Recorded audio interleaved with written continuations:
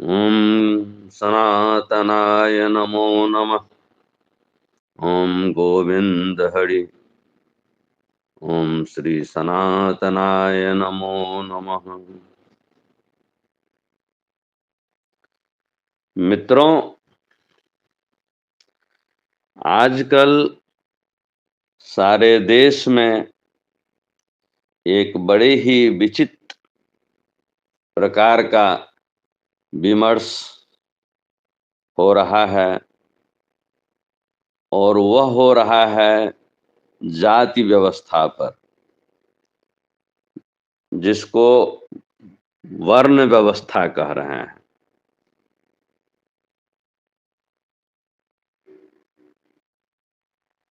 दोनों पक्ष अपने अपने तर्क प्रस्तुत कर रहे हैं।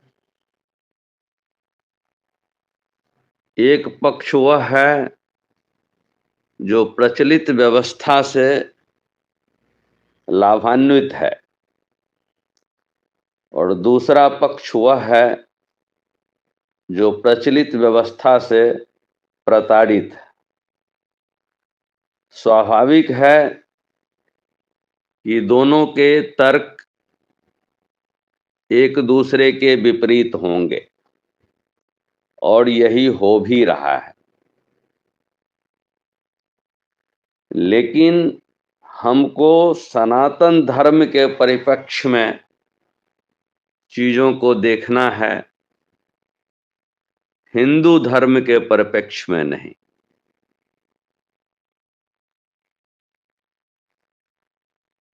तो हम यहाँ सनातन विचारधारा को प्रस्तुत करने की कोशिश कर रहे हैं। मेरी इच्छा है कि आप सभी मित्रगण इस पर गंभीरता से सोचें। पहले तो मैं यह कहना चाहता हूं कि वेदों में या उपनिषदों में कहीं जाति शब्द मुझे नहीं मिला है।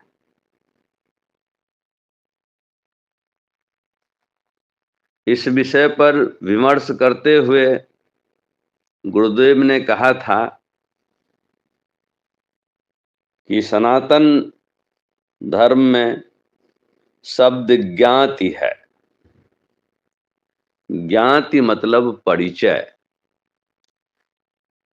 जब हमसे कोई पूछता है या उस युग में पूछता था कि आपकी ज्ञाति क्या है, तो मैं अपनी ज्ञाति बताता था। वह मेरा परिचय होता था। मैं अमुक आदमी, अमुक आदमी का पुत्र, अमुक गांव का रहने वाला, जो अमुक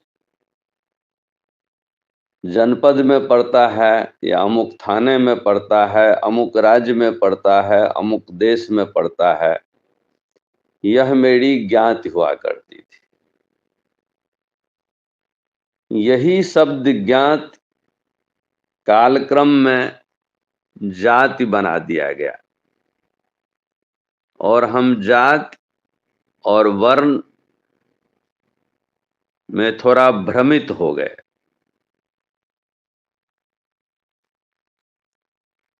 दूसरी बात है कि लोग कहते हैं कि यह वर्ण या जाति, जिसको जबरदस्ती एक दूसरे का पर्याय बना दिया गया है,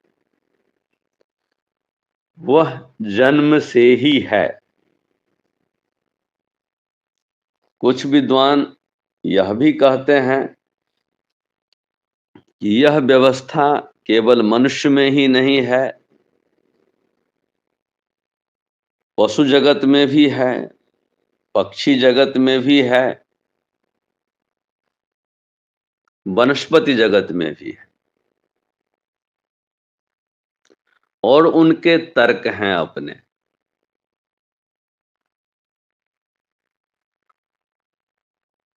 क्योंकि तर्क की धारा तो है ही ऐसा, तर्क की धार कि आप कुछ भी साबित कर सकते हैं।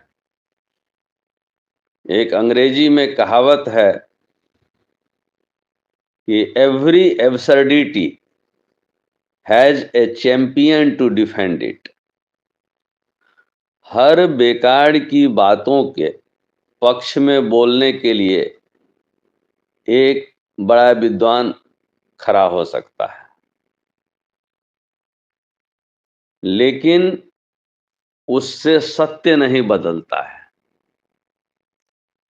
सत्य को बदलने के लिए ही हमने धर्म का सहारा लिया, यह जानते हुए भी कि सत्य ही सबसे बड़ा धर्म है और किसी भी धर्म का आधार सत्य पर ही टिका होगा। असत्य पर धर्म का आधार नहीं टिक सकता है। लेकिन हमने सत्य को दबाने के लिए स्वनिर्मित धर्म को आगे बढ़ाया और जो वैदिक ऋषियों का नारा था सत्यमेव जयते, उसको बदल के धर्मो रक्षति रक्षितः कर दिया।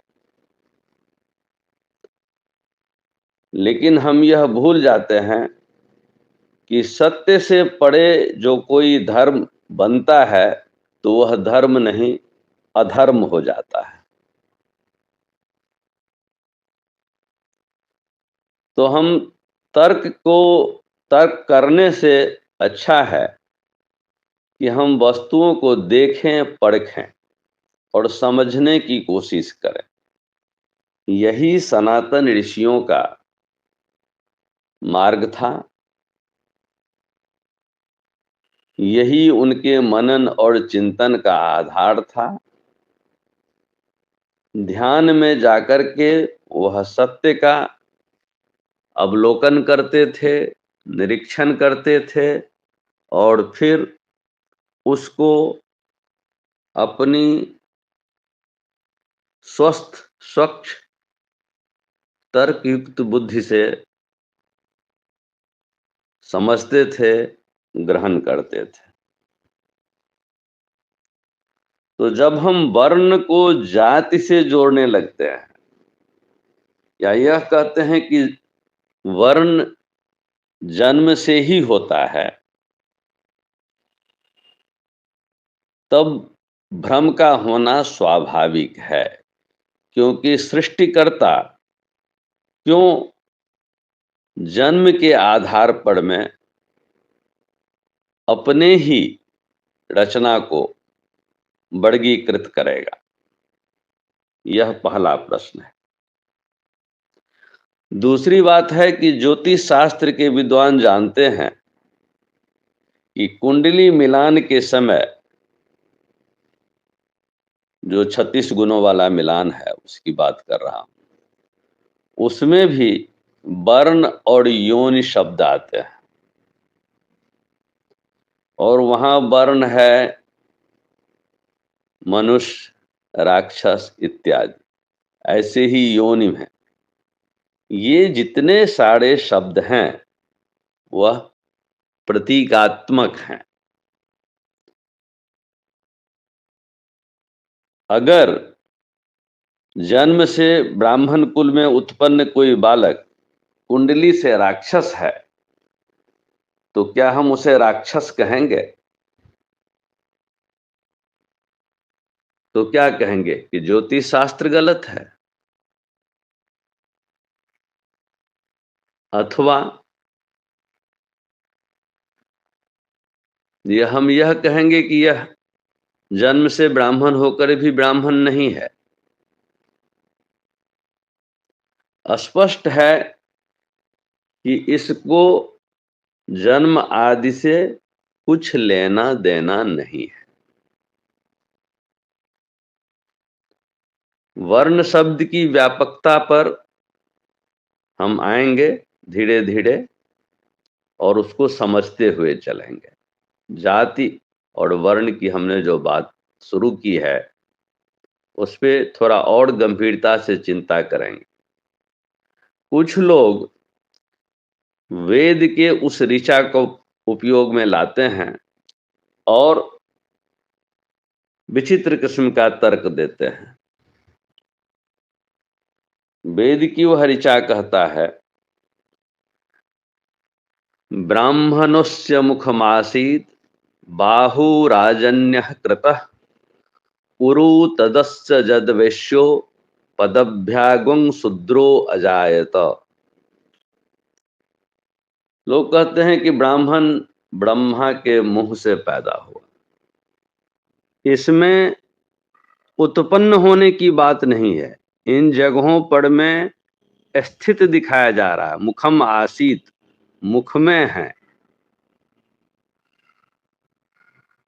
तो इसको जब उत्पन्न करने की हम बात करते हैं तो लोग जो दूसरे पक्ष वाले हैं वह दूसरे तरह से तर्क देने लगते हैं, जो एक तरह से बड़ा ही उसे अश्लील जैसा लगता है। लेकिन उन बातों से हटके हम यह समझें कि ब्रह्म के उस काल पुरुष के, जिसकी शुरू में ही कहा गया है सहस्रसी रेखा पुरुषः सहस्राक्षः सहस्रपात, उसी सूक्त में यह भी आता है मुखादग्निर्जायत, कि मुख में अग्नि भी है। तो अब यह कोई तर्क नहीं बनेगा कि ब्राह्मण और अग्नि जो हैं वो भाई भाई हैं और इसीलिए अग्नि ब्राह्मण है।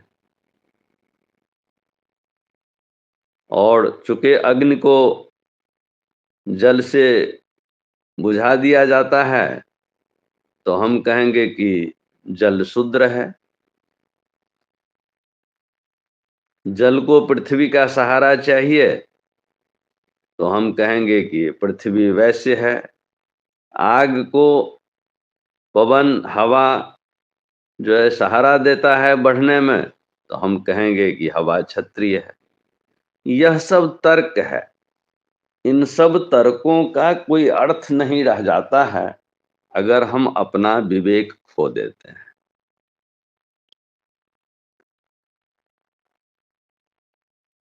कुछ विद्वान यह भी कहते हैं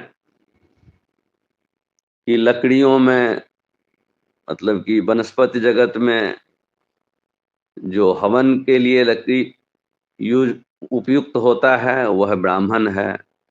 जो कठोर लकड़ियां हैं, शीशम साल वगैरह, वो क्षत्रिय हैं।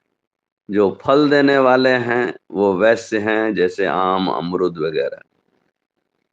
स्पष्ट लगता है कि यह सब तर्क कहीं सत्य के धरातल पर नहीं टिका हुआ है। सनातन धर्म के जो इतने असीम मेधा के ऋषि थे वो ऐसी बात नहीं कर सकते थे।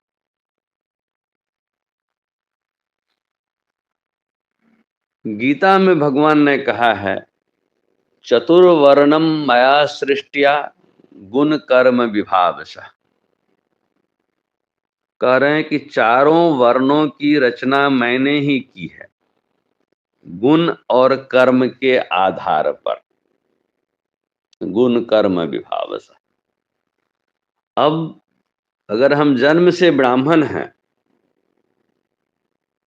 लेकिन गुण और कर्म से कुछ और हैं तो हम किसको मानेंगे? जन्म को मानेंगे या जो भगवान श्री कृष्ण गीता में बोल रहे हैं उनको मानेंगे? वह तो गुण और कर्म की बात के आधार पर मैं वर्ण को बनाया है। तो फिर जन्म के आधार पर तो उन्होंने कहा ही नहीं। स्वाभाविक है कि जन्म के आधार पर बात इसलिए हो रही है कि हम लाभालाभ देख रहे हैं। मूल संरचना वर्ण का क्या था? एक वर्णाश्रम शब्द आता है जो 4 आश्रम है, ब्रह्मचारी, गृहस्थ, वानप्रस्थ और सन्यास। यहां कौन जन्म से क्या होता है? क्या ब्रह्मचारी जन्म से होते हैं? क्या गृहस्थ जन्म से होते हैं? तो ऐसी कई चीजें हैं जिस पर में हमें सोचना होगा और अगली बैठक में हम उन विषयों पर भी विचार करेंगे। तब तक के लिए मैं सबसे क्षमा चाहता हूं। धन्यवाद।